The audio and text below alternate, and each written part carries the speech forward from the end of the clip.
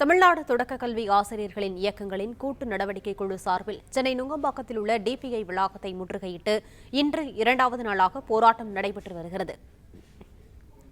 கூடுதல் விவரங்களை செய்தியாளர் ரகுபதி வழங்க கேட்கலாம். ரகுபதி, வணக்கம். விவரங்களை சொல்லலாம்.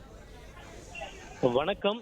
பதவி உயர்வு பாதிப்பை ஏற்படுத்தும் அரசாணை 243 ரத்து செய்வது, மீண்டும் பழைய ஓய்வூதிய திட்டத்தை அமல்படுத்துவது, இடைநிலை ஆசிரியர்களின் ஊதிய முரண்பாடுகளை களைவது உள்ளிட்ட 31 அம்ச கோரிக்கைகளை வலியுறுத்தி தமிழ்நாடு தொடக்க கல்வி ஆசிரியர்களின் கூட்டு நடவடிக்கை குழு சென்னை நுங்கம்பாக்கத்தில் உள்ள தொடக்க கல்வி இயக்குநரகம் வளாகத்தில் ஜூலை 21ஆம் தேதி முதல் தொடர்ந்து 3 நாட்கள் முற்றுகை போராட்டம் பெறப்படும் என அறிவித்த நிலையில் திங்கட்கிழமை, அதாவது நேற்று காலை 10 மணி அளவில் டிபிஐ வளாகத்தை முற்றுகையிட முயன்ற 1500க்கும் மேற்பட்ட இடைநிலை ஆசிரியர்களை நேற்று கைது செய்திருந்தனர். அதைத் தொடர்ந்து இரண்டாவது நாளான இன்று இடைநிலை ஆசிரியர்கள் டிபிஐ வளாகத்தை நெருங்குவதற்கு முன்பாகவே அதன் அருகில் உள்ள பேருந்து நிலையத்தில் கைது செய்யப்பட்டு போலீஸ் வாகனங்களில் ஏற்றிச் செல்லப்பட்டன.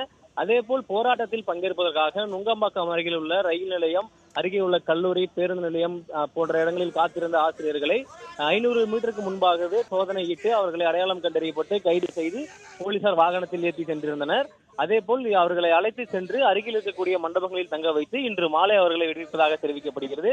அதேபோல் நாளை 3வது நாளான இறுதி நாளான நாளை தொடர்ந்து போராட்டம் நடத்தப்படும் என்று ஆசிரியர்கள் தரப்பில் தெரிவிக்கப்பட்டிருக்கிறது.